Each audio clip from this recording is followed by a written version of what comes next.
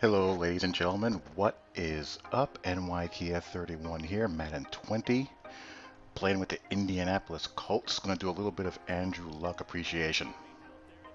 Man, what's there to say? I mean, Andrew Luck is hanging it up. Can't really say that I blame him when I listen to him, and when you understand his injury history, and um, when you hear him speak, and when you hear Gronk speak, how much of a toll mentally, not just physically, but mentally grinding through an NFL season, getting hurt, rehabbing throughout the season, into the off season, never just having a chance to just refresh and recoup, and that goes on year after year after year. It's a shame, man. You have a guy who would be in his prime years of his career. As a quarterback, 29 is still young. Early 30s is still young for a quarterback. It's just crazy. And the guy was such a great player. In my opinion, I've always been an Andrew Luck truther going back to his college days. Guy was tough. Guy could play. I mean, he was just a really good player. And he's great in this game too.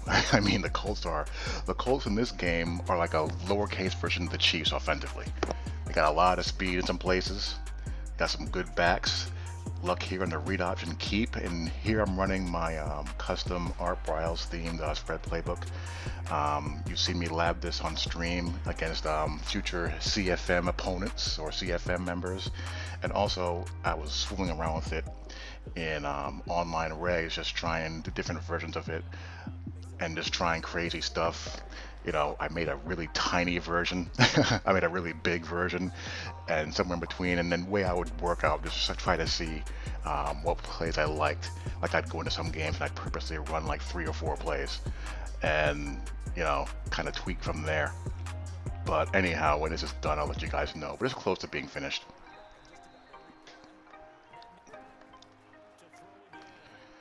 But yeah, man, we can't take these players and their careers for granted. The fans have a tendency at times to treat these guys as commodities and forget that they're human beings. I mean, they're people with families, they're people with feelings, they're people that go through aches, pains, and the struggles of life, just like quote unquote normal people do. The fact that they make millions of dollars because they have a special talent does not exempt them from that. And also, it really makes me stop to appreciate the longevity of some of these players in this league. When you see the beating that Eli Manning has taken the past few years as his offensive line has deteriorated, and the fact that he's never missed a game. Big Ben, I mean, he takes a pounding and he's still kicking.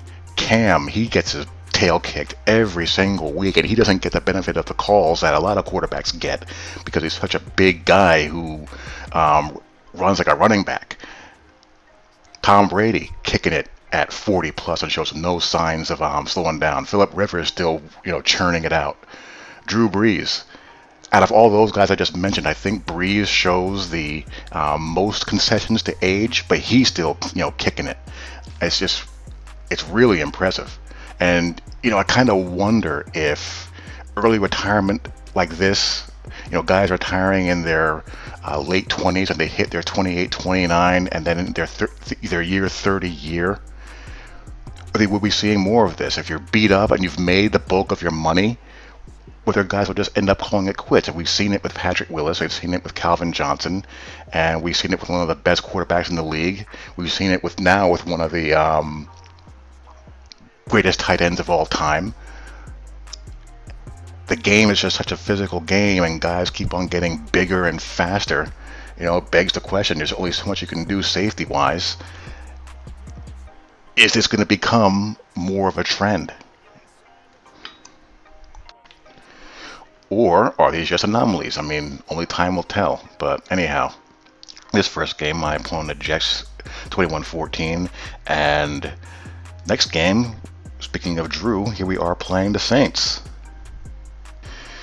And wouldn't you know it, speaking of Drew Brees, I end up playing the Saints here in this game. And in building this playbook, I did something similar to what I did last year. When trying to put it together, I went back and watched all 22 from a few years ago of Baylor and kind of charted their formations. As you see, Andrew Luck here take the zone read all the way to the house. Let's go, Andrew. Andrew is really good. He can run. He's got what are his superstar traits? He has sideline deadeye. He gets perfect accuracy on non-high point, low point throws outside the numbers. He has red zone deadeye, same thing. He has indoor baller, and I think his in the zone is pro reads, which I don't find is very useful.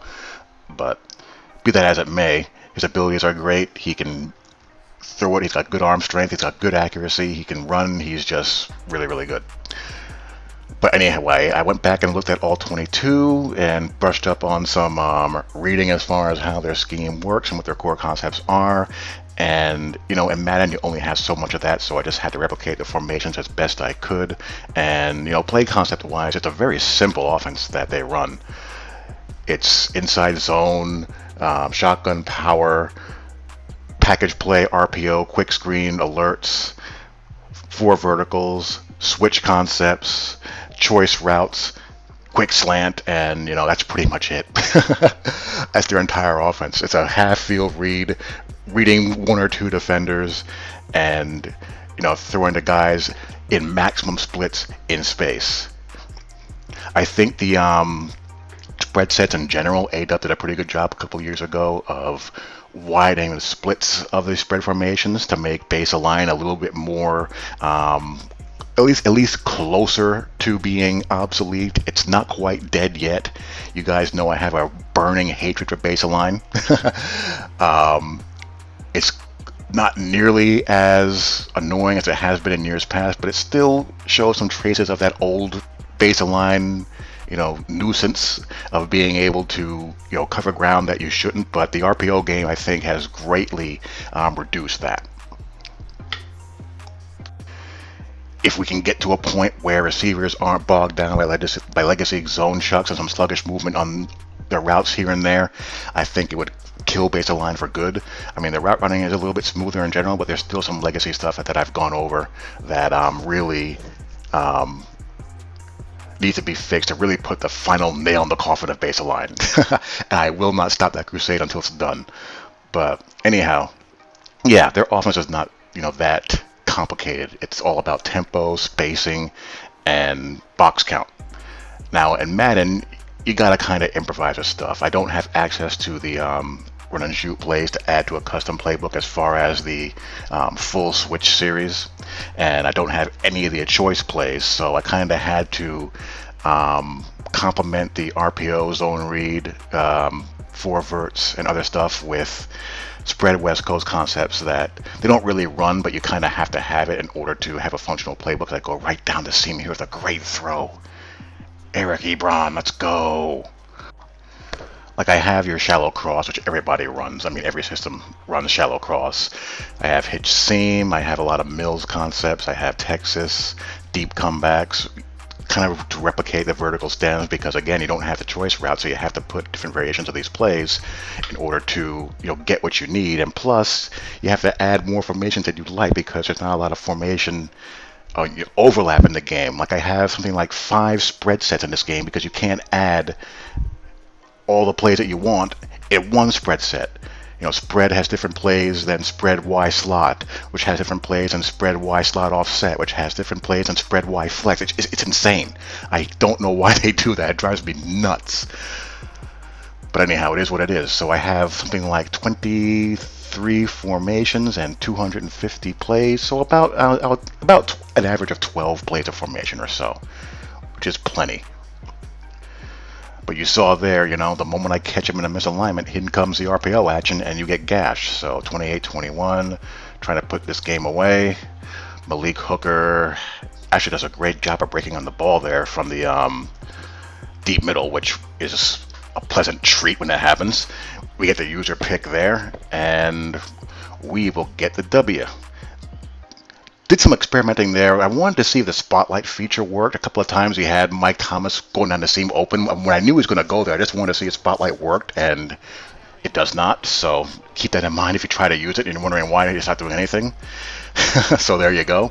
So anyway, game number 3 is against, look what we got here, a Dallas Cowboys user. And how do you think this Dallas Cowboys user is going to play? I form close. Here comes Zeke. Here we're going to go with caveman mindless football.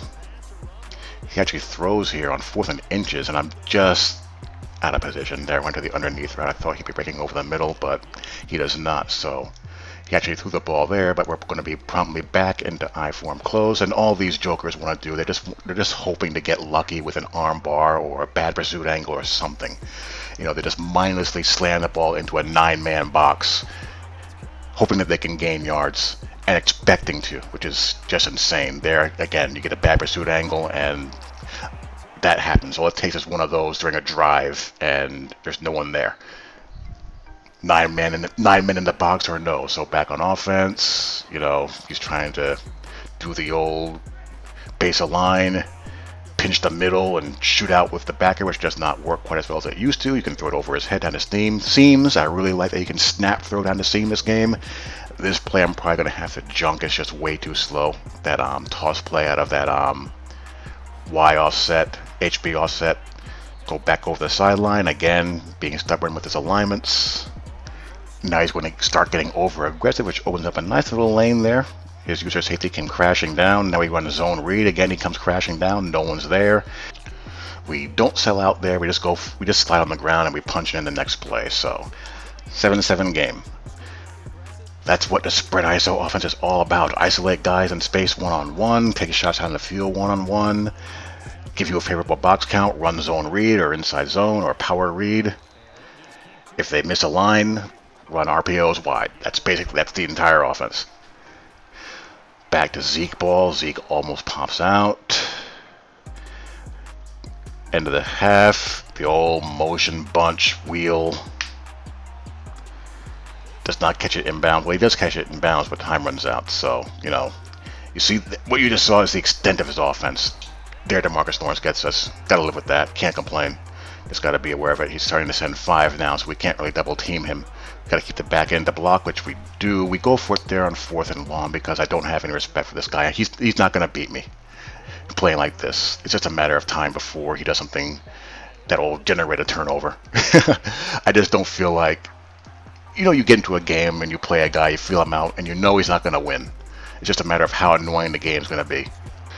Goes to throw. Justin Houston having a tough time there at Tyron Smith. We send a spy.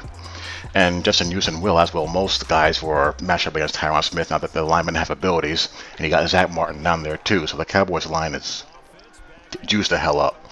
So 10-7 game, we hold. RPO bubble out of this bunch wide. And there goes Paris Campbell.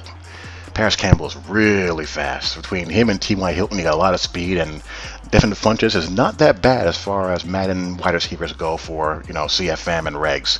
He's kind of like a slower Robbie Anderson in that regard.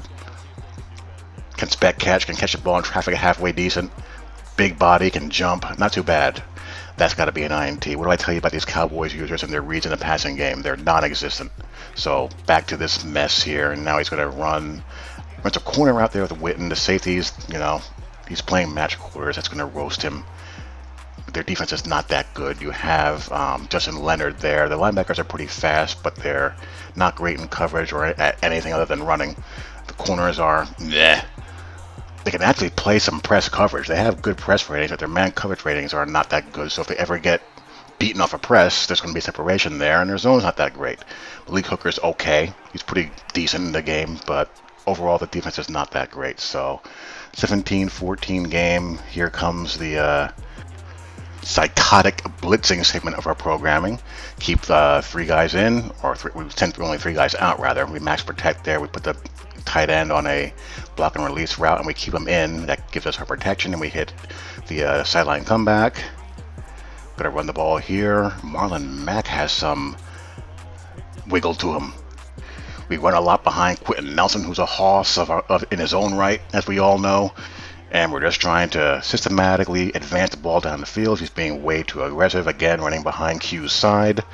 Nice little running alley. And we're going to do that all the way down the field for a touchdown. And we're going to win the game off of that, and that'll do it. So that is that. It was fun playing with Mr. Luck and getting some stuff done with him and giving him some shine. Don't know how long he's going to be in the rosters for, but that was a good experience. And I hope you guys enjoyed it, and I'll talk to you all later. Peace.